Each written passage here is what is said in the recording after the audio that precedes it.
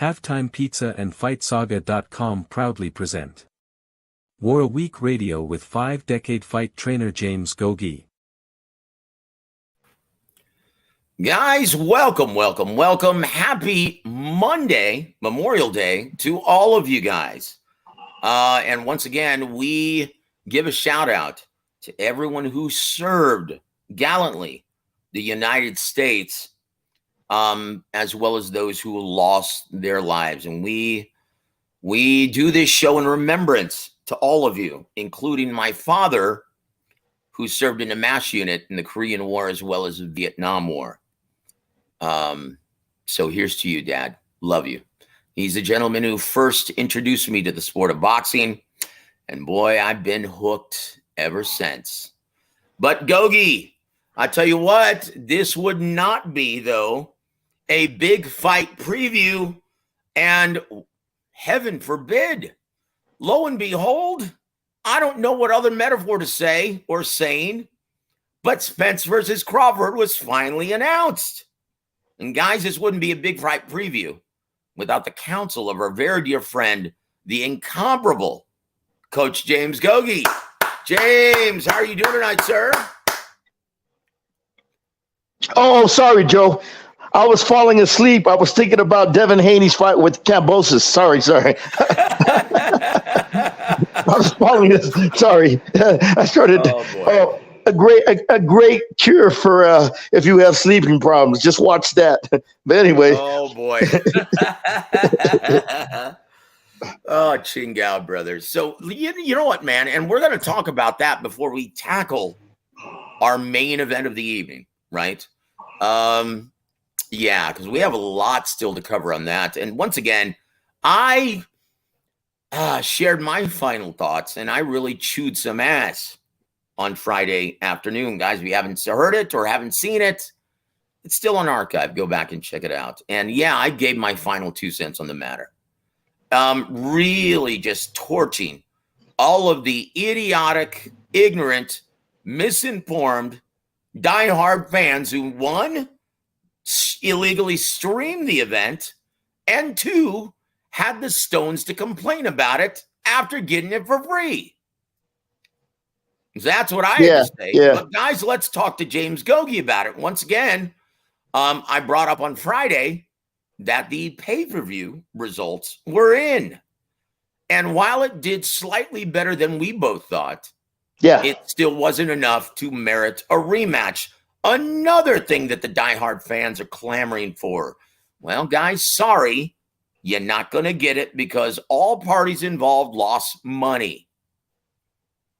And Gogue, were you surprised to hear that it did, well, between 130 and 150,000 purchases only? Yeah, I was surprised, Joe. I thought anywhere from 80 to 125 the most. And when you told me those numbers, I was, whoa, they did better than I expected. But they didn't make any money because their expenses were so high. Haney's purse was too high. You know what I mean? So they still lost, I don't know, maybe a couple million at most. So it wasn't a feasible for Top Rank, you know. And like Bob Arum said, man, he's not, he's tired of losing money. Like when he said that about Crawford. He goes, man, I'm tired of losing money in that guy. I could have bought another mansion in Beverly Hills for the money he was losing. He's right. Yeah, he is right. And guys, now moving forward, Devin Haney. Well, we'll talk about, and we'll get James Gogue's thoughts about this. Has Devin Haney officially entered the Terrence Crawford Club, in which a gentleman, well, who's not a huge ticket seller compared to, Terrence Crawford compared to Haney, boy, he's Gervonta Davis. That's how little Devin Haney sells, yet he's grown accustomed to making terribly inflated purses, making over $5 million for this fight. So, Gogue, has he entered the Terrence Crawford Club? Now, that's a free agent who's grown accustomed to making inflated purses but can't sell tickets. Hey, Joe, who wants to work with him, man? If that guy's going to be unreasonable, demand high purses, and, the promoters, putting up all the money, it's a bad investment. you make an investment to make money and not lose money. And I could see the numbers they did.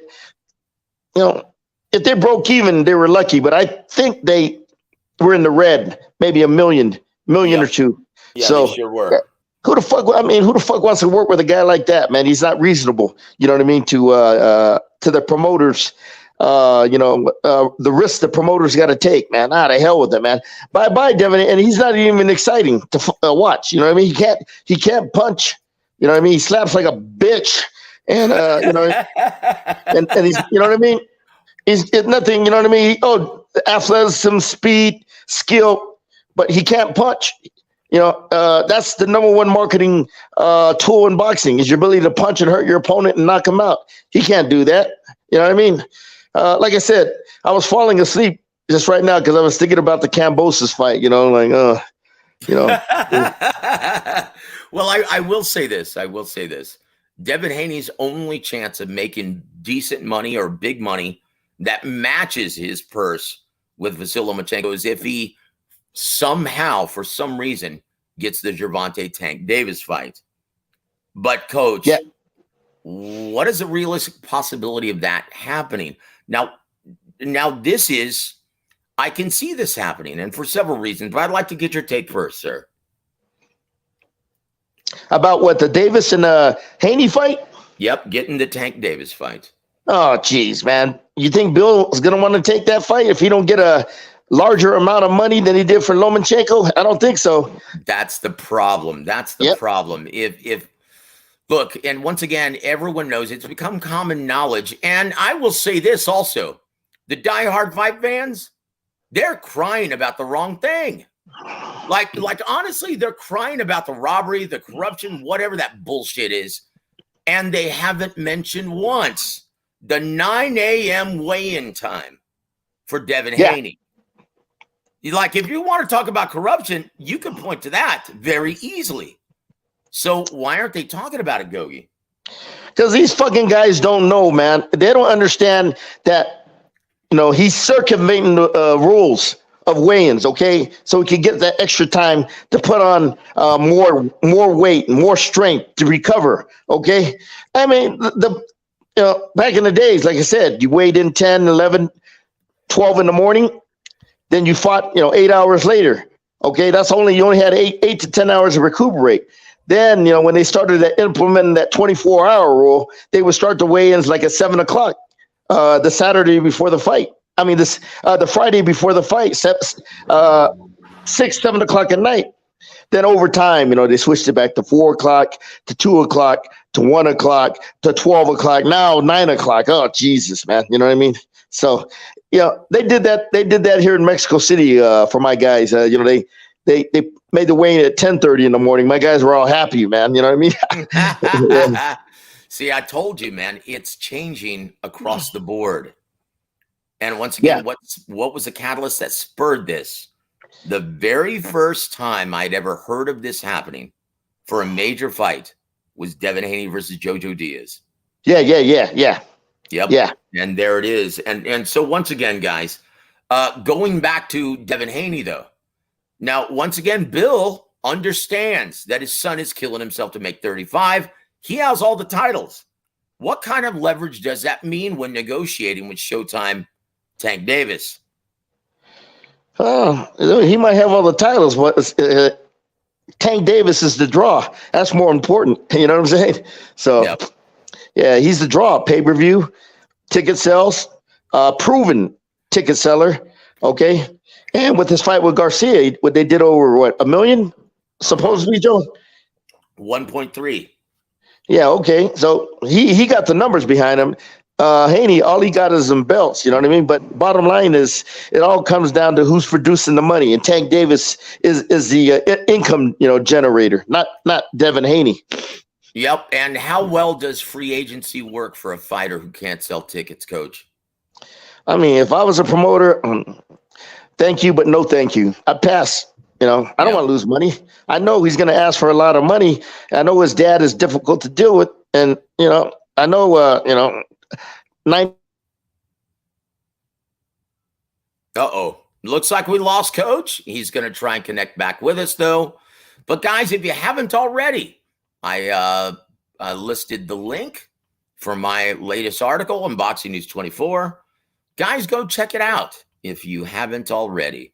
Once again, I talk about, well, the importance of, financially supporting your favorite pastime. And I know it's a huge task. And once again, I also state that it's very reasonable and understandable. Not reasonable, but it's understandable why most diehards, right? If they have the opportunity to stream it illegally for free in HD, well, they're going to do it. And it's understandable because for decades, they've been expected to pay for each and every event. The only pastime in existence in which a sport asks of its fans to pay for every major event, right? No other pastime in existence has ever done that, nor will they ever. And so we have a problem now. Unfortunately, though, the diehard fans, they're screaming bloody murder and at the wrong thing. And we're the only sport in existence in which its supposed biggest supporters or advocates as frequently cry robbery and corruption. And once again, guys, if you didn't know the history, right? If you didn't know the history, every sport has evidence of corruption and robbery, right? Corruption. This is, once again, we have hard evidence in every pastime. NBA, NCAA, NFL. But you don't hear the fans. They have a healthy amnesia, right? They have healthy amnesia because they understand it's not the norm.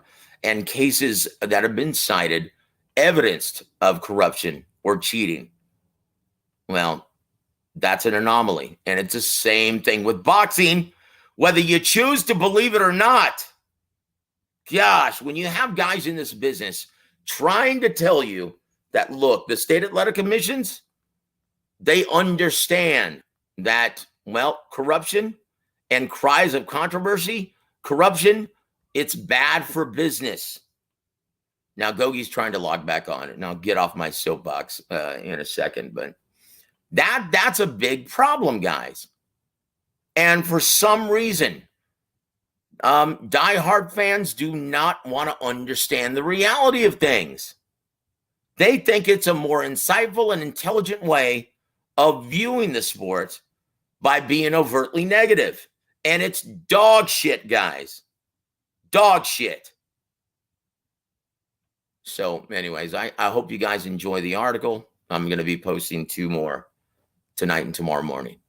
But guys, while we actually are waiting for Gogue to come back on, let's go ahead and say hi to several of our dear friends in the chat. My brother EJ, who was on last Friday's episode. Thank you for joining us, sir. Happy Monday, Memorial Day to you, sir. God bless you, brother. It's always a pleasure to share the air with you. And also my brother from the other side of the world, Scotty70. Thank you for joining us on the live, sir. What a pleasure. Says, salute Joe, Coach, and the chat. Salute to you, my friend. And it's good of you to make us a part of your Tuesday morning. Also want to welcome our brother, Kamikaze. Salute Joseph and Gogue. Salute to you, my friend. Thank you for joining us on this beautiful Monday night. EJ says, I would go to a Loma Haney rematch, but then I am a fan of the sport. You're not just a fan of the sport. You're a great fan of the sport that actually chooses to invest money. And once again, I've noticed this, that it's always the guilty dog that barks the loudest. I even mentioned that in my article. Guys that don't invest their hard-earned money in seeing one of these pay-per-views, they're always the quickest ones to jump out with the corruption or robbery tag. Because guys who actually pay money, like everyone that I know of who purchased the pay-per-view, their takeaway from the fight was, wow, what a great fight. That was so much better than I thought it was going to be. Like if you vest your money in something, you don't want to feel ripped off. But if you have nothing to lose, hey, why not? Let's throw a ton of shit against the wall to see if it sticks. Thank you for being here, EJ. Love you, brother. Also want to welcome our brother, Bruce, Gas, Boxing, Jazz, and more. Guys, says, salute, Joseph, and I resent when you say illegal. I streamed it and will gladly turn myself in and be a martyr for the anti-pay-per-view crew. Once again, Bruce, I completely understand why long-suffering fight fans, especially ones that are our age, right, after being expected to pay for each and every event, for decades, now that you have the opportunity to stream it for free, I can understand why you would. And because now it's not like the way we used to when it was on CBS, it was on NBC, all the best fights, all the best matchups. If they weren't on closed circuit, well, they were on public TV for absolutely nothing. Right? I can understand why you would have this position, but don't resent that I actually speak the truth when I say it's illegal, because it's illegal, brother. God bless you, brother. And if you guys haven't yet subscribed to my brother Bruce or EJ, please go do that at this time, guys. You won't be disappointed. Thank you for being here. And Kamikaze, yes, my catchphrase. Chingao, brother. Chingao. Want to welcome my brother Sly Tendencies. Thank you for joining us, sir. And thank you for checking out the article, my friend. And guys, we're being joined right now, in my mind, by one of the great minds within the boxing business, the incomparable Coach James Gogue. James, can you hear me, sir? Man, sorry, Joe, man. I got a cheap phone, and I'm going to quit being so cheap and buy me another one, because it was overheating. That means it's time to get another one. But I'm sorry, I had to put my phone in the refrigerator to cool down. Oh boy! I tell you what, though, we're very fortunate then to have you with us, sir. Thank you for being with us. Appreciate it. Also, my brother Cali Fire, welcome to the show. Haney is the man. Well, currently at 135, technically, yes. Devin Haney is indeed the man. He is the lineal, undisputed champion at 135. Yeah. And he says also, now I'll give you a chance to respond to this, Coach Gogue, because this is a dig, brother. He says, Coach Gogue hasn't had the pleasure of having a boxer of Devin Haney's caliber walking through his doors. Oh boy, would you? I'll give you the floor, sir. Hey, man, look, who does? How many? Who said that? What clown said that? Cali Fire is what he goes by. Hey, Cali Fire, who does? How many of them great trainers get a Manny Pacquiao going into their gym? It's rare, all right? I take guys and I develop them from scratch, okay? Make them the best they could be as a fighter, okay? That's your job as a coach, as, a caliber, man. Fuck him. My fighter, I tell you what, my fighters are tough as nails. You know what I mean? They're physical. They're resilient. You know what I mean? They might not have his talent, but guess what? You know what I mean? I make the best out of them. I what do you call it? I develop them to the best of their ability, and that's what a coach does. Now, if of course, they're not exceptionally gifted like a Haney with speed, reflexes, athleticism, and guess what? My guys can hit pretty good. They don't hit like a little bitch like him. I will also say this. If Devin Haney actually sought the tutelage of the great James Gogue, I guarantee you he wouldn't have to wrap his opponents up like a fucking octopus. Guarantee you he'd know how to fight and go to war on the inside. That's for damn sure. I mean, he's not really a proficient on the inside, Against Lomachenko, he did it a little bit, but he's not really, his game is outside, range and distance, movement, in and out, moving in circles, angles, using that long jab, the quick counters, sharp combinations, you know what I mean? The inside game, he tries to avoid that as much as possible. You know what I mean? If make it easy as possible. But guess, yeah. He's a physically, how many people get physically talented fighters that just walk in their gym? They don't grow on trees, okay? All right, it's rare. Yeah, well, Cali Fire was just educated. And once again, I'm going to pose this question to you, brother. How many trainers, world-class trainers, develop talent from the amateur or club level and turn them into champions? Very few. I can't think of any. Honestly, most of them great trainers out there, they get guys from, that are already made and everything. They don't waste their time in amateurs and develop them up the ladder and everything. Or, you know what I mean? They usually get them when they're 10-round fighters, okay? And then they go from there. You know what I mean? When they're at the 10-round stage, it's a lot easier to develop them. They already got that experience of being a main event fighter. They know how to train. They know how to get in shape and everything. And you just, polish up on a few things to make them better. But like I said, taking them from scratch and teaching them the fundamentals from the ground up, nah, that's what I do, baby. That's what I do. Well, and there it is. And there it is once again. Coach Gogue has had the pleasure of working with and helped train and cultivate a fighter that actually started from the club level and turned into a world champion. That's Tony the Tiger Lopez. Well, him, all them champions in Sacramento when I was a young coach, they all started at the club level. And I was assistant coach back there. I got to work with all of them, man. You know what I mean? At the club level. Yeah. And there it is. And once again, yeah. Here, I'll put this. I'll replace this opinion from Cali Fire. And thank you once again. We appreciate your opinion, brother, on this show. Yeah. But I'll replace it with this. My brother Sly Tendencies, thank you for the $2 super chat, sir. Thank you for supporting the coach on this day. He says, Gogue sleeps Bill Haney in 11 seconds plus the 10 count. Man, I am not a fighter. I'm a coach. I'm a teacher. Okay. I teach guys how to sleep. I teach guys how to sleep their opponent. Okay. I don't take punches. You know what I mean? I'm a teacher, an educator on the sweet science, from the ground up, the fundamentals, the basic fundamentals from the ground up and everything. Once they get to that, mastering the fundamentals, then, you add other dimensions to their game. You know what I mean? The more advanced stuff, like shoulder rolls, shoulder roll counters, different things you could do inside the pocket and everything, different types of body punches. But yeah, me, I'm basically, I start out with the fundamentals and, then build from there. Look, a fighter without a foundation, he's going to crumble when a hurricane hits him in a tough fight. Okay. That's it, guys. And once again, though, Coach, you sell yourself short. My money's on you, brother. Thank you.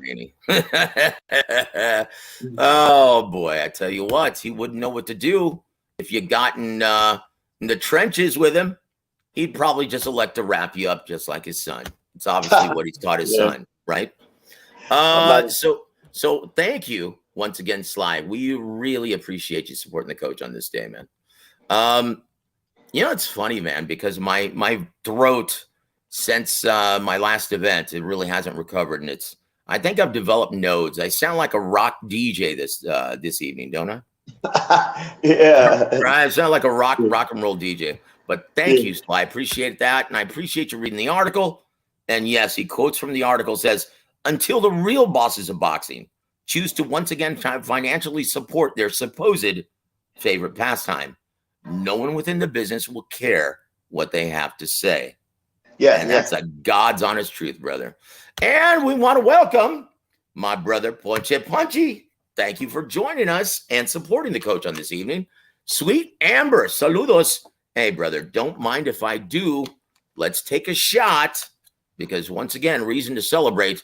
We are going to get in about 5 minutes the big fight preview of Spence versus Crawford from the only one who can do it right, Coach James Gogue. Here's to you guys.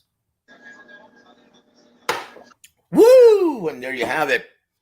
Also want to welcome my brother from Long Beach, California, Antonio Luna. Thank you for supporting the coach live, brother. We really appreciate it. It's good to see you here.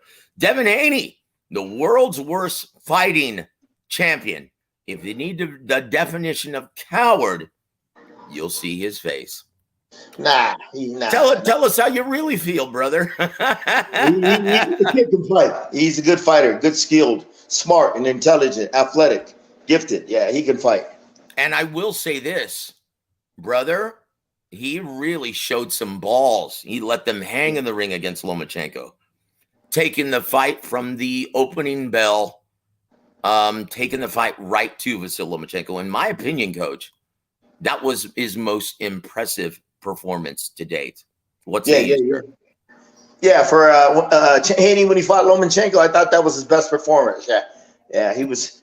The body shots, you rarely see him throw. He was more physical, assertive. The sharp counters, the right uppercut counters, the right hands, trying to catch Lomachenko, coming in with right hands. Just the sharp, quick combinations. Yeah, he was more physical, assertive. He was in hiding behind his jab, like when he fought Kambosos.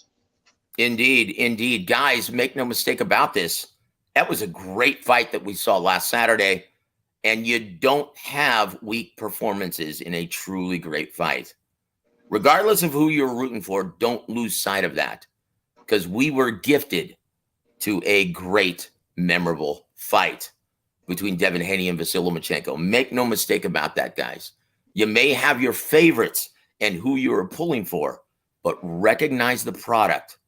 I think that's a big part of the reason why we're getting this kind of backlash and fallout from the boxing diehard community. But anyway, thank you for being here, Antonio. We love you, brother. Also want to welcome our brother from Philly, Joseph Brown.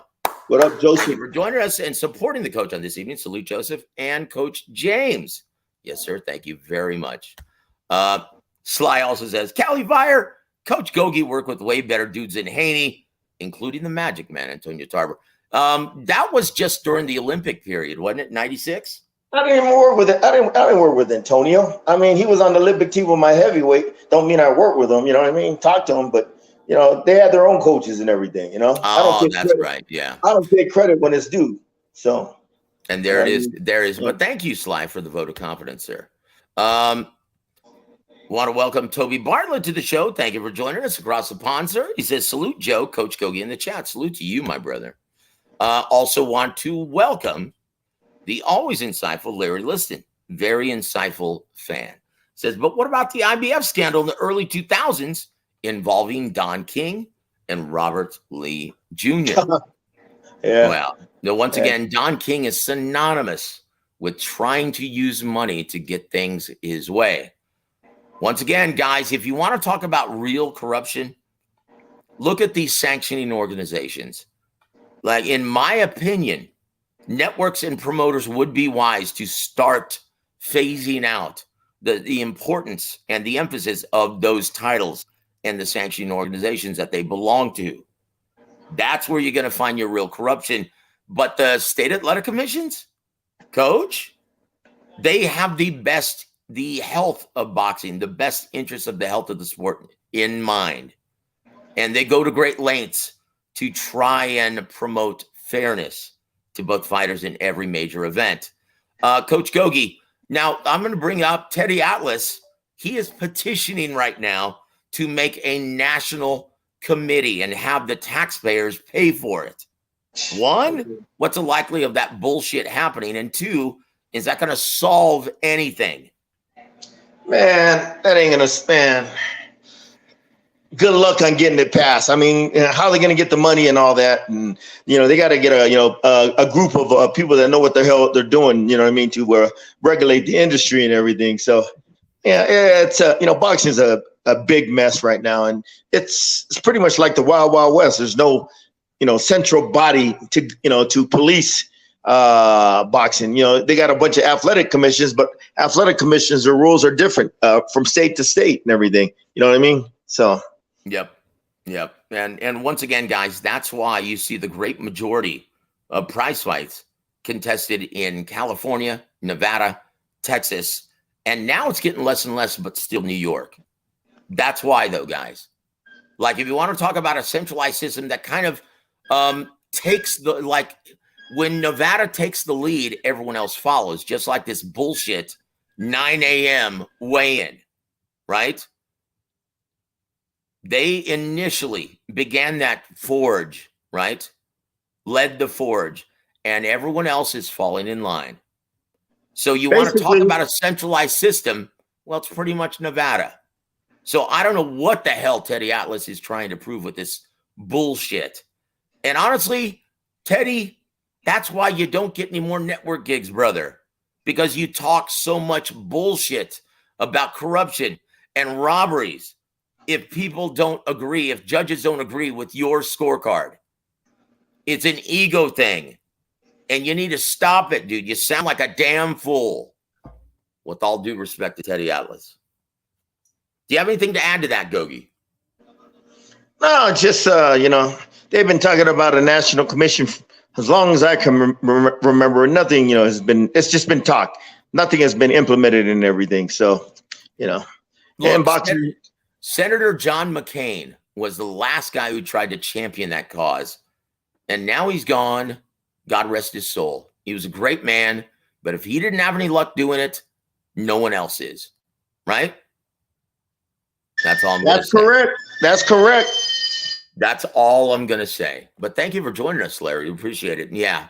The sanctioning organizations, networks, and promoters would be wise to start phasing themselves away from those corrupt bodies, right? Like go with the ring belt exclusively. One, they don't tax these hardworking fighters. And two, yeah, it's by far the most clean and reputable of all of the ratings systems, right? But thank you for your comment, Larry. We appreciate you being here, brother.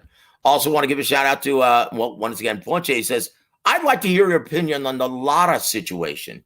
Did he get screwed over or his team are bozos? Which one is it, coach?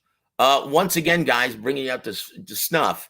He wasn't, he was deemed not able to compete for his title on Saturday against Lee Wood.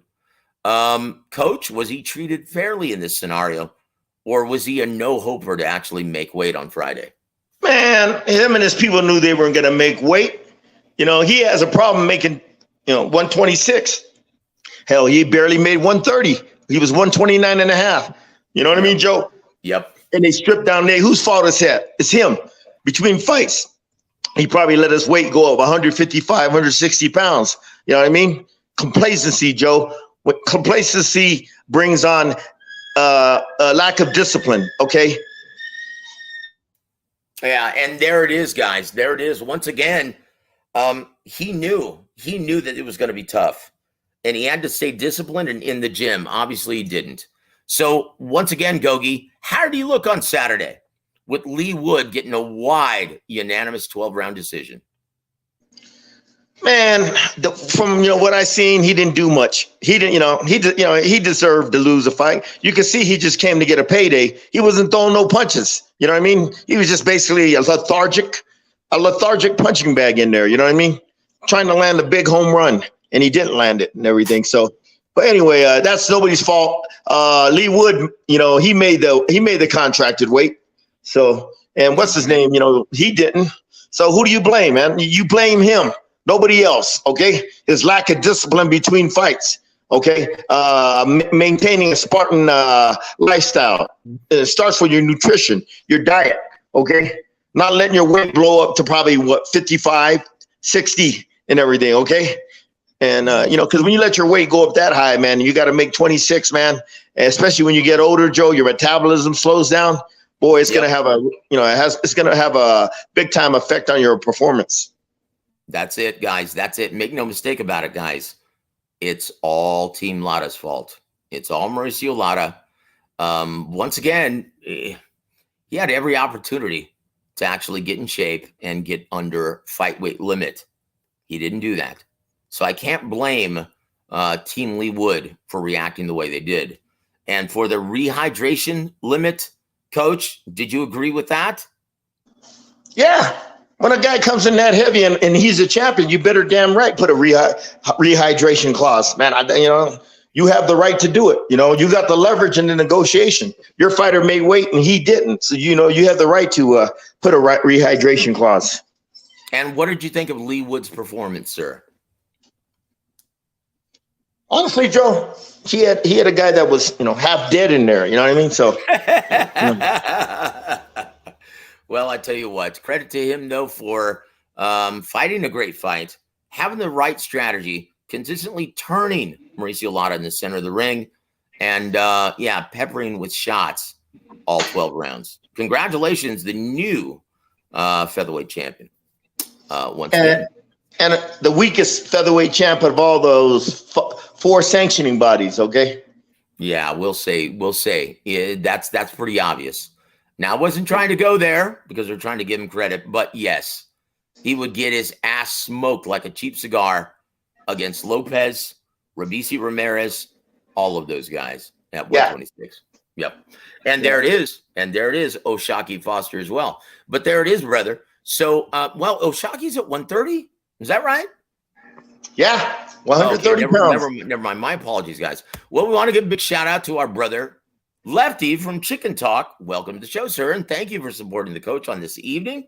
And guys, please go subscribe to my brother, Chicken Talk. Lefty, he does great work over there. Always has very insightful interviews with a lot of people within the business. Go check it out, guys. Thank you for joining us, sir. And Bruce also says this about the illegal streaming comment. Yeah, I also had the legendary black box back in the day. So I've been getting a free ride since the 80s. Well, that doesn't make it any less illegal, brother. Yeah. I wish I had one of those when I was younger. And Ponche says, yeah, I don't resent it when they call me illegal alien. Yeah. Oh boy. Chingao. So guys, let's see one more. Want to give a big shout out to my brother Hi V. Thank you for joining us. Always very insightful. Thank you for supporting the coach at this time. Larry says this. I got a prediction that Robeisy Ramirez will take all the belts. Only guy who I see beating him is Venado Lopez, who had a great fight against Mick Conlon the same day as Lara. Oh, he beat the break. It was a great fight up until it wasn't. Coach Gogue, what'd you think of Lopez's knockout performance against the game Conlon? As I expected, it was all a matter of time. Once he connected on Conlon, once he hit him, I thought it would be over because this guy, he has natural one punch KO power. That Alberto Luis Lopez, okay, very underrated. Okay, this guy, not only can he fight, but he has that power. Okay, the skills and the power to match his skills. That's it, guys. And once again, we look forward to seeing, and this is going to happen, guys. Lopez versus Robeisy Ramirez in a unification bout. Bank on it. Top ranking ESPN. Chicken Talk Lefty says this, Coach. Networks and promoters love sanctioning bodies doing what they tell them. But look what you get at times. Because Al Heyman has a very good working relationship with Gilberto Mendoza. You could say that they're in bed together. But look at what we got 2 Saturdays ago. We got Rolly Romero versus Ismael Barroso.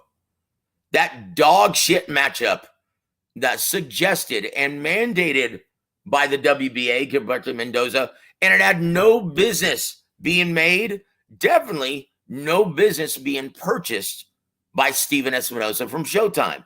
Coach, that's what you have to deal with. Coach, what did you think about that? Yeah, when they made that match, I remember, the guy's 40 years old, but guess what? He turned down, he put in a good performance of himself. Even though he was 40, you could see he was an old school, hard-nosed veteran with punching power. He could hurt you at any time. So, yeah, like I said, Joe, age is not important. It's, in that circumstance, age wasn't important. Okay, he performed admirably despite being 40 years old. Yep. But once again, it was initially Puello was supposed to defend his title, but I'm also referring to, on the other side, Rolly Romero getting that assignment mandated by the WBA. They talked about it as early as November at their convention. What the hell? and they sold that piece of dog shit to Steven Espinosa as the main event on Showtime Championship Boxing? Chingao. Look, fans deserve better than that dog shit. But we appreciate your opinion, and we wholeheartedly agree with you, Lefty. Thank you for joining us, brother. And now, guys, it is time. It is time for Gogue's official preview of the big one. Oh, my gosh. What an amazing event, guys. Terrence Crawford versus Errol Spence Jr. It's finally upon us. Coach Gogue, and it took a while. Took a minute to get made, but it's finally upon us, guys. It's official. Coach Gogue, did you think that this fight would happen? Eventually, because they know if they didn't fight each other, it would affect their legacy and the money they would have missed out on. So, it took a while, but dang, the guys, one guy's 35, the other guy's 33. When Tommy Hearns fought Sugar Ray Leonard, he was 22. Sugar Ray Leonard was 25. Come on, that's when fighters should be fighting in their youth, not when they're fucking old at the end of their career. Yep, that's it, guys. And once again, do you think that it's going to hurt pay-per-view sales? Because a lot of people, well, they're pretty much over it now. You see a lot of diehard fans, they're not all that excited. Not as excited as they would have been if this fight was staged and agreed to 3 years ago. How do you think it's going to affect pay-per-view sales, Gogue? Well, everybody's been talking about this fight the last 5 years. Let's find out, you know what I mean? And when they announced the fight, they got a little buzz. So let's see if it, that buzz creates some momentum. Okay. So we'll see. We'll see, guys. No, go ahead, sir. Go ahead. I don't give a shit. You know what I mean? This fight should have been made a long time ago. Too many politics involved. And guess what? You know what I mean? They finally got it made so they wouldn't lose out on a payday. Well, look, both fighters agreed to terms now. And once again, it was a very daunting, tedious task on the part of Al Heyman and Errol Spence Jr., as well as Steven Espinosa. Steven Espinosa was very clear from the get-go, said, you know what? My allotment that I'm willing to guarantee at this time is $20 million. Terrence Crawford's initial request for a guarantee was $22 million. And he said, look, that's all that I'm willing to spend. Guaranteed. $20 million. That's it. So they finally got the memo, right? And even though Spence is the bigger ticket seller and has 3 titles, he humbled himself just to make this fight happen. I say humble himself, but wait till you hear this, Coach. They both agreed to a 50-50 split, $10 million apiece. Coach Gogue, is that a wise investment, or is this pay-per-view going to do well? Your thoughts? We'll see. It's not my problem. It's their problem if they don't make money. You know what I mean? Yep, guys, and unlike Lomachenko versus Haney, we have a two-way rematch clause in which the fighter that loses has to execute the rematch clause within 30 days, and then they have to schedule another fight by the end of 2023. So they cannot take an interim fight in preparation for the rematch. So those are the terms, guys, at least as much as we are being told. But Coach Gogue, let's rattle off the tail of the tape for the current WBO welterweight champion, Terrence Bud Crawford. He's going to come into the ring at age 35. Holy shnikes. That's ancient in boxing terms if you're a welterweight. That's prime time if you're a heavyweight. Jeez. He's going to come to the ring. He fights out of the southpaw stance sometimes.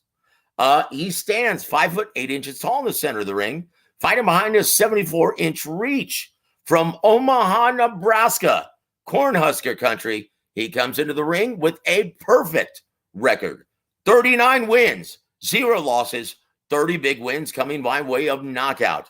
Coach Gogue, what's there to like about Terrence Bud Crawford?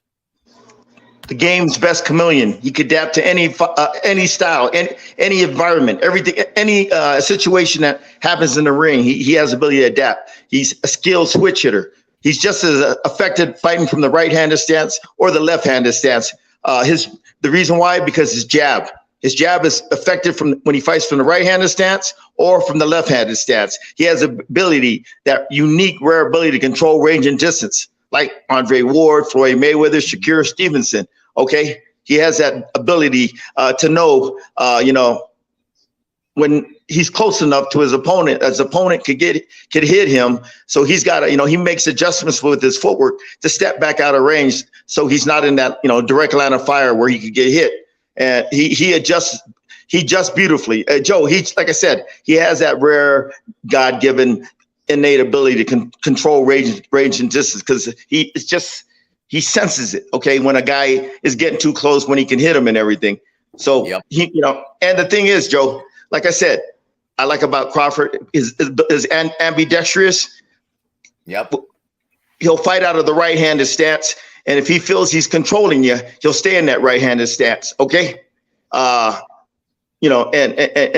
continue to stay in that right-hand stance until the momentum changes. Then he'll switch to the southpaw to break your momentum. And that's what he does beautifully. He has that ability to switch back and forth, switch up his game plan back and forth using both stances to break your timing and rhythm, and any chance for you to, get any momentum going. He's a smart, intelligent fighter, and he knows how to shut you down offensively, with different defensive tactics, and his ability to switch back and forth with that exceptional jab. But anyway, Crawford, like I said, he's not a skilled inside fighter. He's good. He ain't as good as Spence. Spence is physical with the point of attack. Crawford, he's shown that he could sit there in his last couple of fights and bang with you and get your attention, and not let you not let you bully him if he has to. Okay. And he could punch, Joe. He has that power to get your attention. Okay. But his ambidextrous, the game's best chameleon, his jab from the right-handed or a southpaw position makes him so effective to deal with, man. Joe, if you have a effective jab from one position, the right-handed, you're going to be a hard guy to beat. But if you could do it both ways, oh my God, you know what I mean? Yep. So that's what, he's multi-dimensional. He's versatile. Okay. And there it is. And Coach Gogue, in your opinion, which position is Crawford going to begin this fight? Once again, looking at a fellow southpaw, where do you see him beginning the fight, sir, and why? That's a good question. Every time I predict Crawford's going to come out, left-handed, he'll stay right-handed the whole stance. You know what I mean? He's unpredictable, boy. He's going to be a nightmare to prepare for. You better have skilled southpaw and right-handed fighters, okay, in the gym, and switch them up in sparring, one round in, one round out, you know what I mean? Or, go have a right-handed fighter go in there for half a round, then switch him and bring a southpaw in there, you know what I mean? Because Spence got to get used to that switching back and forth. And if he doesn't, if he's just sparring right-handed fighters, you're going to be screwed. You know what I mean? Wow. Yeah, that's well, I will say this. The two southpaws, the ones of recent memory and the ones of note, Terrence Crawford began the fight out of the southpaw position. And that was the undisputed fight that he competed in against, his name eludes me right now. Getting old sucks, brother. The undisputed fight on ESPN. And then Felix Diaz Jr., right? Former Olympian. He competed and he started out from the southpaw position and never switched. Is that a good idea, Coach? And why would he do that?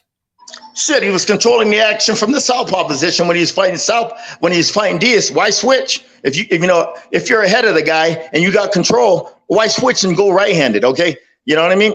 And give that guy a chance to get back into the game and everything. So yeah, he knows, Joe, when to switch. Okay, when he feels that he's losing control and you're starting to get momentum, he'll switch stances, whether he's in the right or left-handed position. And let me ask you this, and this is according to W.A.W, right? He encourages the southpaw position against the southpaw because they're not used to seeing that. Is that correct? Well, that's where he feels comfortable. Like I said, Joe, southpaws don't get a lot of southpaw sparring in the gym. Okay, so That's their advantage when you're a southpaw. You know what I mean? And southpaws, when you fight another southpaw, it's difficult because they're always sparring right-handed fighters. So when they fight a southpaw fighter, you know what I mean? It's coming, is getting a different look, different angles. And there it is. And there it is, guys. And once again, we want to thank Big Scotty. Forgive me for not seeing this sooner, sir. Once again, getting old sucks. So he drops the big $5 super chat on Coach Gogue. Thank you for supporting the show. And thank you for making us a part of your day on Tuesday, brother. God bless you, my friend. I'm going to keep that up there for a minute, my brother. And once again, we want to welcome Adam Lopez Montequilla to the show, former prize fighter. He says, he's going to start southpaw. Yeah, and for that reason, I think he's right, for what Gogue just stated. Southpaws aren't used to seeing southpaws in the ring or in the gym. And Terrence, boy, he beautifully does both. And Coach Gogue, would you like, before I rattle off the tail of the tape for Errol Spence Jr., the unified champion at 147, would you like to know the odds, brother, right now? The initial line made for Crawford Spence. 1.5 to 1, Crawford. Oh, my gosh, dude. That is almost spot on. How did you know that? I just had a feeling, Joe. Okay. Well, the book that we like to, the one that we like to frequent, Bet MGM out of Las Vegas. Yeah. Minus 140, Terrence Crawford. Yeah. Even line for Errol Spence Jr., 100. Okay. I didn't know that.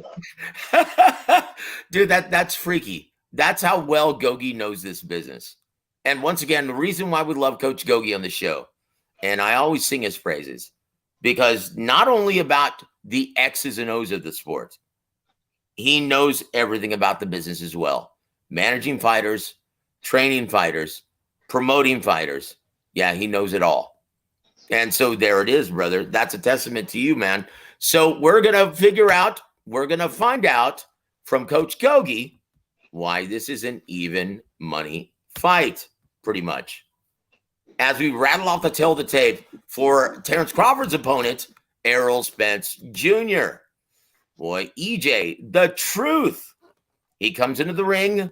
He's going to fight out of the southpaw stance. He comes into the ring at age 33.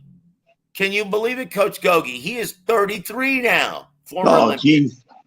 Man, like I said, this fight should have happened a long time ago. Yep, he's going to come to the ring 5'9.5" in the center of the ring. He fights behind a 72-inch reach. Originally from Long Island, New York, he now fights out of the DFW area in Texas. He's going to come to the ring with a perfect record, 28 wins, 0 losses, 22 big wins coming by way of knockout. Coach Gogue, what are the pros and cons of Errol Spence Jr.? You know what? He's physical. He's one of the game's best inside fighter, a very, very good body puncher where he, likes to work in the pocket and break you down, chopping the tree down, hitting you on both sides of the body. But Joe, he just doesn't walk straight in. He works intelligently, boxing you, counter punching you, working behind that jab. Okay. Until he senses, to make that move a close distance and to work in the pocket, especially when you're in the corners or when you're on the ropes where you're a stationary target. Okay. Like I said, that's what he does effectively, Joe. He has a very, very good jab. He's got good footwork where he steps in and out of range. And his jab sets up his pressure, his intelligent pressure attack. So when he gets, in the pocket, he throws them short, sharp, crisp combinations to the body and head. But his strongest attribute is them body punches, them right hooks to the body, the sweeping left hooks to the body, and he puts them together in combination and everything. You know what I mean? Yep. But yeah, it's Spence, but he's only a southpaw. He can't switch back and forth, and that might be a problem for him if Crawford does that back and forth. He won't be able to get he might not try to be able to get that momentum he needs to turn the tide in his favor if Crawford keeps switching back and forth. Okay. Well, I will say this though. Now you've gone over the attributes of both fighters. What are the keys to victory for Terrence Bud Crawford in this undisputed matchup for all the marbles at 147? And guys, keep in mind, well, Coach Gogue's keys to victory are not going to sound like Al Bernstein's on Showtime. Hey Joe, let's save that for the week of the fight. I don't want to give away my little secrets until, you know what I mean. I gave you the strengths, okay, the ability to go back and forth, Crawford, and I gave you, the key to what Spence does well. Intelligent pressure fighter. That's what he's going to do. Both guys are going to execute what they do best. Okay, and that's Crawford establishing that jab at range. So Spence too, he likes to establish that jab at range, but he prefers to get in that pocket and break you down with them vicious body shots. And Crawford, he's the game's best chameleon. He likes to adjust his strategy as the fight goes on to keep you off balance so you don't get any momentum. But that's a general overview. I don't want to give all the nuts and bolts and everything. We'll do that, as it gets closer to the fight. Okay, well, Gogue elects to bypass the keys to victory for the initial preview, and he's saving that for the week of the fight. Yep. Well, I tell you what, I can't say that I'm not disappointed, but this is your show. So once again, one thing I will bring up though, Coach, and I absolutely love this about Spence, and this gets overlooked by most critics, most writers even, is that Spence lead hand. Right. And when you look at him historically against prolific counterpunchers like Mikey Garcia, Danny Garcia, and most recently Yordenis Ugas, he freezes them with that hand. Like they really don't know how to continue with the fight, what method or what tactic to move forward after experiencing that Spence brilliant lead hand. How do you think Terrence Crawford's going to deal with that, Coach? He's the game's best chameleon. He'll find a way. He'll adapt. Like I said, Joe, he has the ability to switch back and forth. Okay, and he'll figure it out in the fight. Okay, if Spence tries to get any momentum going with that jab, well, okay, he's going to take away that damn jab. That's what chameleon guys with that chameleon ability are capable of doing. Okay, they know how to neutralize your best asset and make it ineffective. You'll figure it out in a fight, Joe. He's a smart, intelligent fighter, the game's best chameleon, like I said. Yeah, you could argue that because of all the physical gifts that he has, as ambidextrous as he is, you could argue that he is the smartest fighter in boxing because he's got all of those tools in the toolbox, right? So you taught me this. The two best, most proficient ways or easiest ways of neutralizing someone's best weapon, the jab, right, is either to win the jab contest like Andre Ward did with Miguel Kessler or using lateral movement to offset the jab. Which one do you think he does, or does he do both? He does both. He'll neutralize that jab with movement, right to left, left to right, whether it's in the southpaw position or the right-handed position where he feels comfortable. Okay, Joe, he's a chameleon, Joe. He's a smart, he adapts. Like I was telling my fighter, you know what I mean, this week, it took him 4 rounds to adapt to this guy's style. I said, hey, man, you got to make those defensive adjustments. When you get hit by a jab, you can't keep getting hit with that jab for the next 3 rounds. You got to be able to, take away that guy's jab. You got to make that a defensive adjustment quickly. And that's what Crawford does. Yeah. You know what? And Spence, he has very good subtle footwork, but he doesn't have to be consistent. He doesn't have to consistently turning against an opponent, right? He hasn't shown a history of doing that proficiently. We'll see what happens, guys. But it's finally upon us. Spence versus Crawford is finally happening. After how many years of negotiating, Coach? They started negotiating. Yeah, they started negotiating last year in March, at this time? Well, maybe April. It was right after the Yordenis Ugas Spence fight, right? They started negotiating. They finally came to terms now. Yeah, who cares, Joe? That's what I'm trying to say. Very good. Tip Bayless, welcome to the show, sir. The eternal optimist, Tip Bayless. He says Crawford will not win the jab contest against Spence. Crawford has to look for shorter counter opportunities. Coach, what say you? Like I said, Joe, I'm not going to break it down because I haven't watched it and everything, man. I know both guys, how they fight, but we'll see. Everybody can say this or that, but, I like to watch tape. Then I can figure out what they're going to do. I haven't watched no tape because this fight I quit. I lost interest in this fight, Joe, because, I was off and on. So I really didn't give a shit about it. Now, I'll wait to the fight, if it happens, and it happens the week of the fight, I'll start studying it a little. But, I just know, I gave, what's his name? I gave you the strength of Crawford. He's the game's best chameleon. He knows to adapt and adjust, better than any fighter in the business right now. Even Shakir, even, Floyd's not retired. Andre Ward's retired. There were the other fighters that make those adjustments and everything. But he has, like I said, he has ability to go right or left-handed. Them other guys didn't. Well, I will say this. Terrence Crawford, if you try to fight him from mid to long range, it's kind of a lost cause, isn't it, Coach Gogue? Where seemingly his only chink in the armor is when he tries, and you can accuse Terrence Crawford of having too much dog in him. And, it's gotten him into slight trouble in the past, like against Igas Kavalyaskes, where he got visibly hurt. And I will say this, his only chink in the armor seems to be his ability to fight on the inside, which is Spence's strength. So, Coach Gogue, do you expect to see Terrence Crawford try to slug it out with Spence in the pocket? Joe, he's going to fight intelligently from the outside, range and distance, control it as much as possible. He ain't going to get into a slugfest with Spence unless he hurts him. Then he'll start pressing the action and get inside and try to finish him off. I will say this also, Coach, to your point. Boy, Terrence Crawford, when he smells blood in the water, boy, he is one of the best finishers, if not the best finisher in the game. Yeah, he is relentless when it comes to closing out his opponent.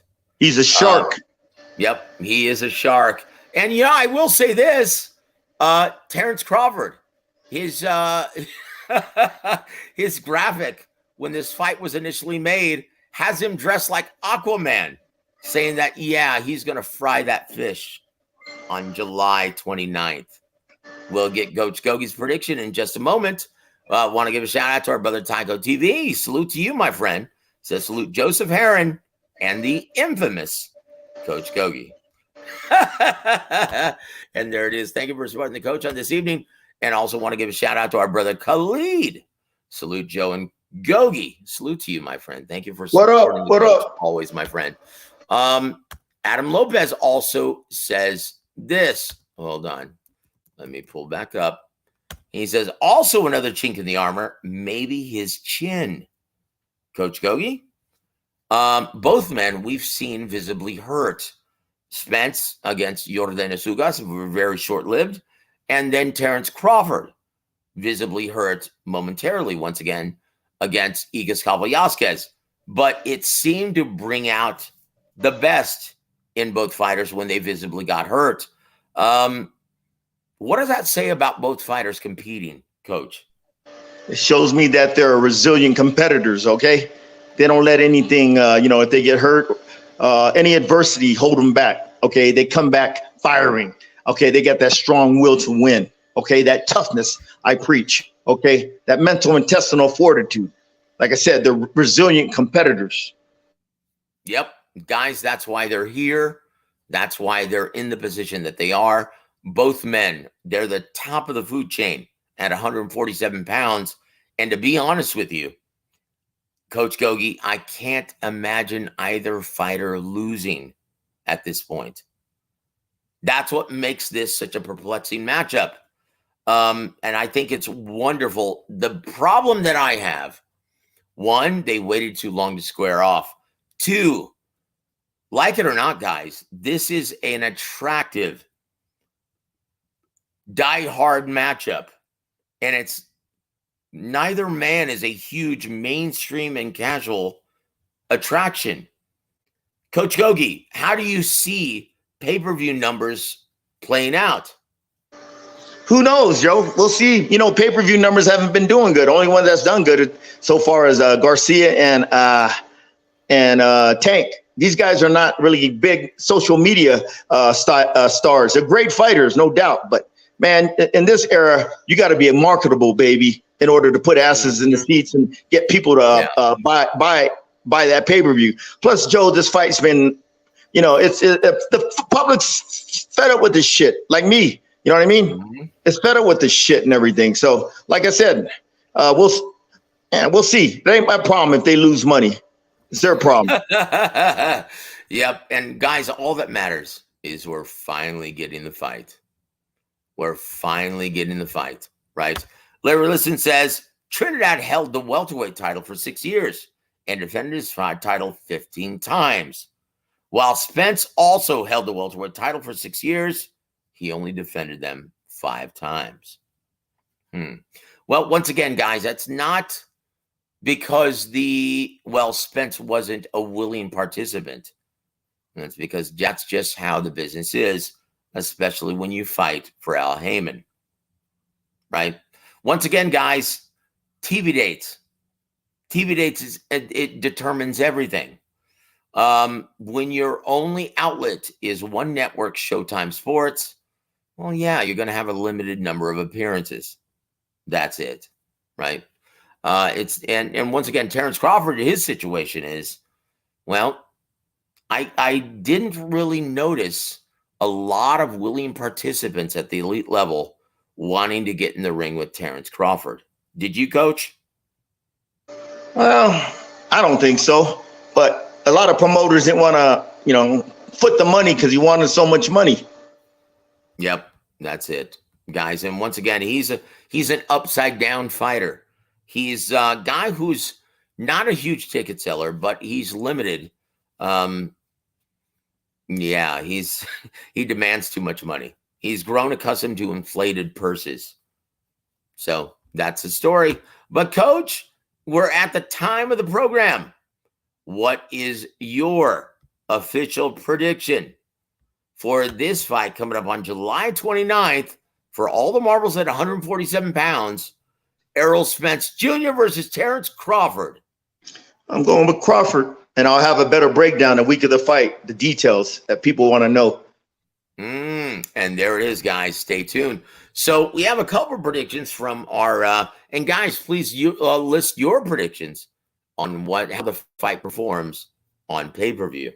Once again, it's a very broken revenue stream in which a lot of people, especially diehard fans, and once again, we can't blame anybody because after decades of having to pay for all of these expensive events or the best fights, right? The best matchups available, you've been expected to pay for all of them. So now they're available for free. And that's what you guys, obviously, statistics have shown this to be true. You guys are electing to stream them illegally. It is what it is. But Larry says this, a very meager number, 200 to 300,000. Do you agree with that, Coach? Yeah, probably, Joe. We'll see. These guys are not proven. Spence and Crawford, they never did over 500,000 in pay-per-views, okay? But now they're both good dance partners in the mainstream. If they get hold of it in the fight catches fire, they might get close to 300-400, maybe 500,000. We'll see. Yep, it's all going to be contingent, guys, on how this product is promoted by PBC and Showtime. That's going to determine everything. Because you look at two non-ticket sellers like Deontay Wilder and Tyson Fury. And with the help of a brilliant promotion, they captured the imagination of the casual and mainstream fight fan, and that did over 850,000 pay-per-views, right? And so, like, we hope for the best. But I will say this, Tycho TV has a beat. He says, I hope this fight does a 1.5 million purchases. We need these types of fights to keep happening. Yes, indeed. Yes, indeed.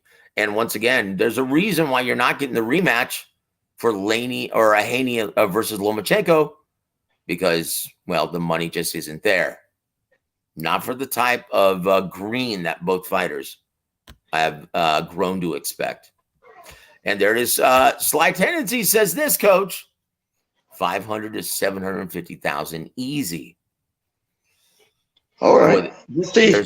There's nothing easy about that number. But, Coach, you were busy, and that's why we didn't get to visit last night. One, I wasn't feeling it either. But two, yeah, you were exhausted from a full week of fighting. How did your fighters do, and where did they compete, sir? Yeah, both my guys won in tough fights over there, Mirror Boxing in Mexico City. Good learning experience from both. These fighters in Mexico City are just tough, hard-nosed club fighters that give you the great seasoning you need when you go up the ladder. Forget about their records. You know, they're these poor, hungry fighters in Mexico City. You know, they'll come to fight. And both my guys, it was great experience for both. And like I said, Mexico City is a tough place to fight because of the high altitude. And if you don't train here a few weeks in advance, you're gonna, be sucking air, especially when you're fighting these tough, rugged, in-your-face pressure fighters. There it is. And so what's next for both men? And who is competing, Coach? Please list the names, sir. Abran Moso from Colombia. He's 15-0, 11 knockouts. And the motherfucker he fought came in 11 pounds overweight, the piece of shit. He did it purposely. He knew my guy was a better fighter. So that's an old Mexican trick. What do? They don't make weight purposely, come in 10 pounds over, 11 pounds over, and have no intentions of making the weight so they could come into the fight a bigger naturally, bigger natural, stronger guy and everything. And my guy still beat the shit out of the other guy, man. But you can see that's why you have weight divisions, okay? All right, you have weight divisions because I could see when my guy hit this guy with his best shots, he's naturally bigger. He was able to absorb the punches better. Okay. And when he hit my guy, you could see, they were heavier than the normal punches that other guys fight. He fights. Okay. This guy, you can see the extra weight behind them punches, and just the physical strength and the dirty tactics, him headbutting in the trenches, stuff like that. But you know what, Joe? No complaints. You know what I mean? This is the stuff that helps you grow as a fighter. You know what I mean? So, yep. And it helps you grow as a fighter when you go through those tough fights like that. When the guy's bigger and he had a bloody nose, I had a hard time stopping it, and he had a little cut over his eye, both caused by headbutts, the bloody nose and the headbutt. So the motherfucker piece of shit, him and his coach, I told him off after the fight. I told him off in the ring. You know what I mean? You did this shit on purpose, you no good motherfuckers. And the promoter will never use them guys again. You know what I mean? Pulling that shit. I could see 3-4 pounds, Joe, but over 11, you know what I mean? Yeah. And my other guy, Manuel Rangel, fought a tough local kid. And he brought a lot of fans there. And, they were quiet all night because Manuel fought his best fight. He fought his best fight with me. Picked the guy. My guy, he's 5'11", 130. He knows how. He's learning very well how to control that range and distance with that long jab, with his athleticism, his footwork, and everything. And he's starting to learn how to fight in the pocket. Okay. He's getting more comfortable, and he's throwing good leverage body shots in the pocket where he's getting the other guy's attention. So he's coming along. He's like 12-0 right now or something like that. So yeah, like I said, this is how you develop your fighters in the minor leagues before you go to the major leagues in the States. Yep. And the gentleman, what's his name again? Who's 15-0 with 11 knockouts? What's his name again? Oh, Ibran Retamoso. And my guy that's 12-0, he's Manuel Rangel. They're both from Colombia, Medellin. They're Very living good. with me. Yeah, they're living with me here in Mexico. And like I said, I built them from the ground up. Okay. Yeah. That's why I call James Gogue the Filipino Emmanuel Stewart, because Emmanuel used to do the same exact thing. In fact, I once again I was privileged enough to go visit Emmanuel. Well, the Gold House, we used to call it, right? He had a couple of homes, and the house that like housed all of his fighters, right? The ones that he was training and the ones that would live with him. He had several rooms and all of the hardware, the sinks in the bathrooms, sinks in the kitchen, all of the hardware for the shelves and everything was gold. Emmanuel had this kind of infatuation with what gold represents in this world, right? Yeah. And that's why all of the Kronk colors are gold, right? Yeah. With the red and blue stripe. And I got to see Andy Lee's room. I got to see Michael Moore's old room. I got to see all of that, where Lennox Lewis would stay when he was in camp, right? That's exactly what Coach Gogue's doing in León, Mexico. He wants to oversee everything that they're going through in camp. Most definitely. That's the only way to be, coach. And once again, Ibran. That kid, I've seen tape of him, coach. He's got it all, seemingly. He's got skills, and how soon do you see him coming and competing on American TV? Oh shit, next year. Oh yeah, we just season a couple more fights and we're ready to go, man. You know what I mean? I let him polish up the skills. I taught him improve his defense a little bit better, especially against the opponent's jab, because he has a problem of defending himself against an opponent's jab, especially when they counter. So I got to work on some tactics, develop some skill sets to take away his opponent's jab. Don't wait until the fourth round before you've kind of figured it out. Like I told him, you got to make these adjustments fast. When you get hit by a good jab, you don't keep getting hit by it, all the way to the fourth round. Then you make that adjustment. You make that adjustment when you get hit by it the first time in the first round. So all the stuff, it's learning, Joe. All the stuff I teach, man, especially the advanced stuff. Not a lot of people teach. Okay. So, it's not just throwing punches. It's, ability to adapt to your opponent and take away the punch he's hitting you with a lot, which is he's effective with. And he was getting hit by that damn jab, especially the counter jab. So surprised me too. But now, I told him what to do. And he made that adjustment in the fourth round. But after the fourth round, he made that adjustment. But he's got to make it quicker. I said, you got to make these adjustments defensively, especially quicker. Okay, you can't wait to the fourth round. You know what I mean? You gotta, like Andre Ward, Shakir. You can see them guys, Crawford, Floyd. They get hit with a punch. You don't see them get hit by that same punch. They take it away from you the whole fight, the rest of the fight. It's called making them defensive adjustments on the fly. Okay. And Crawford is good at that. Okay. That's why I feel he has the edge with his ability to switch hit.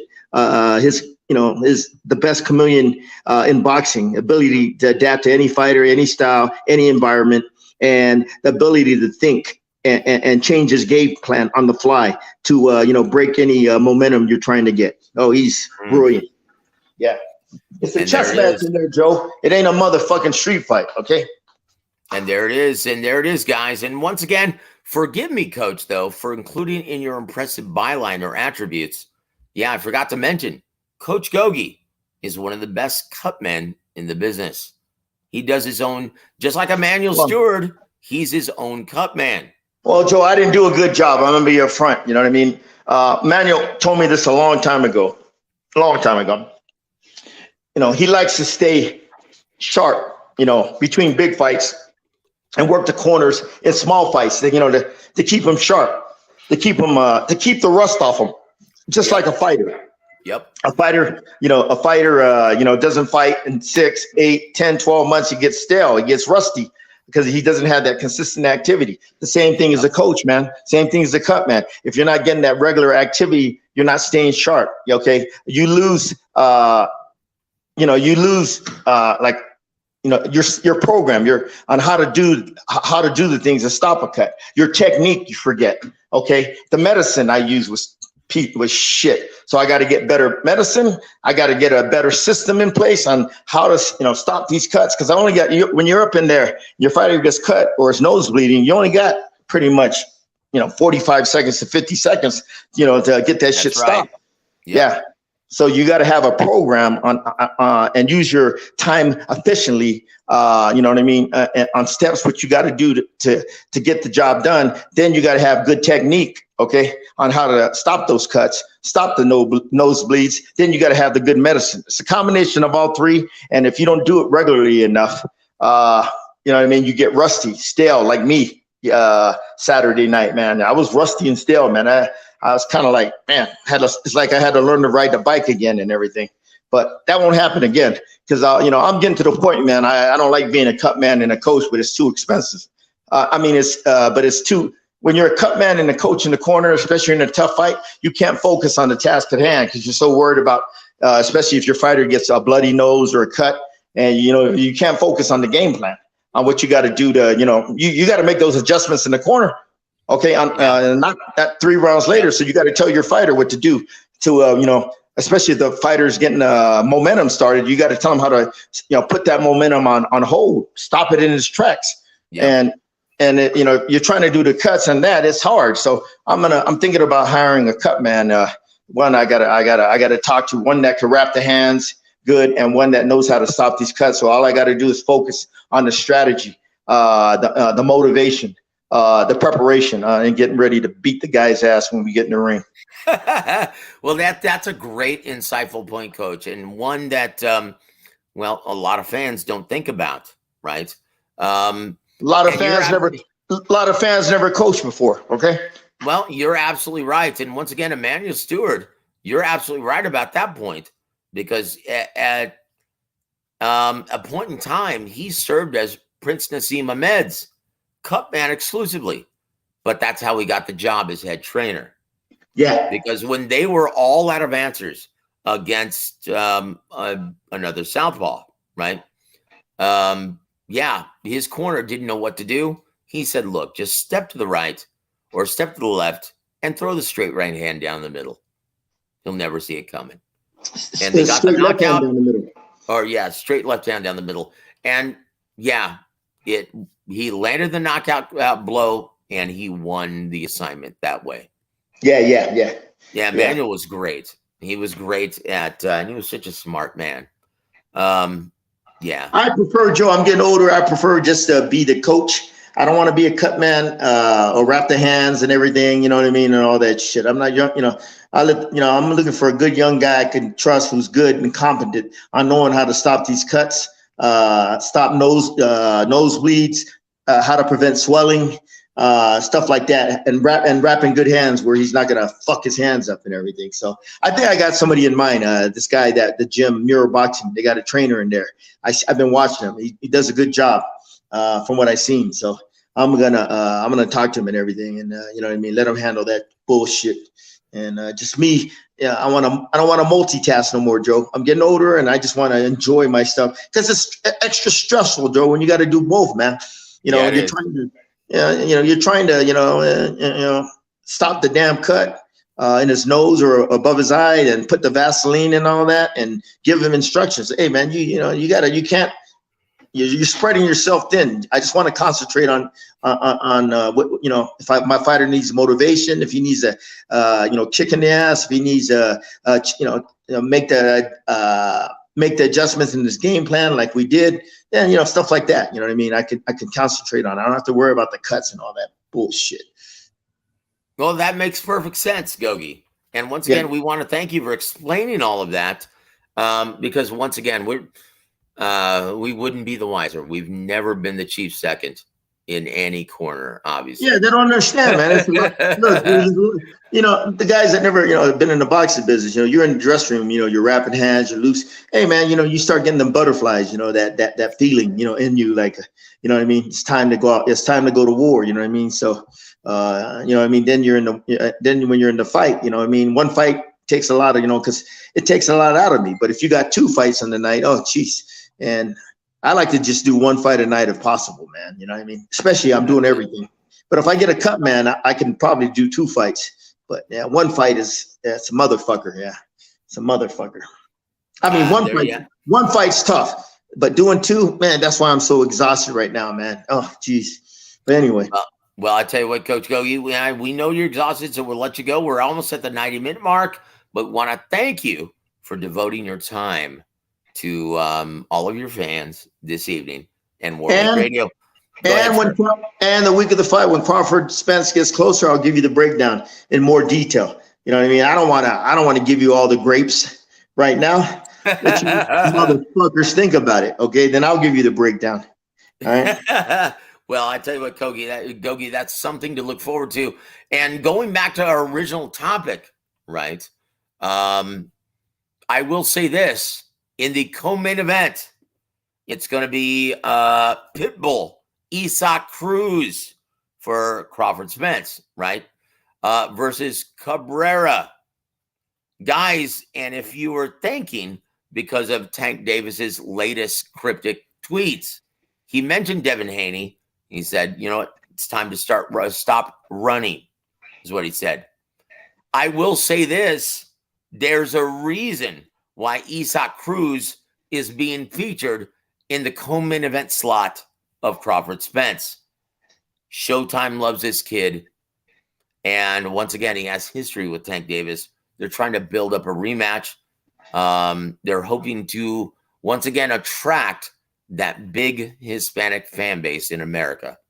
Coach Gogue, would you mind seeing a rematch between Gervonta Davis and Isaac Cruz? Fuck them both. I'm tired. I want to go. Right on, brother. And that's the cue. Guys, I want to thank you for joining us on this brilliant Coach Gogue preview on Sunday or on Monday night, Memorial Day. Coach Gogue, your parting shots for our listening audience. No, just looking forward to all the big fights coming up, especially Taylor versus Teofimo Lopez. And there it is, June 10th, guys. It's going to take place. But Coach Gogue, you didn't mention June 3rd, Clarissa Shields. Joe, I'm tired. Don't irritate me. and there it is, guys. On behalf of the great Coach James Gogue, I'm Joseph Heron. You've been listening to War Week Radio. Have a great evening, everybody.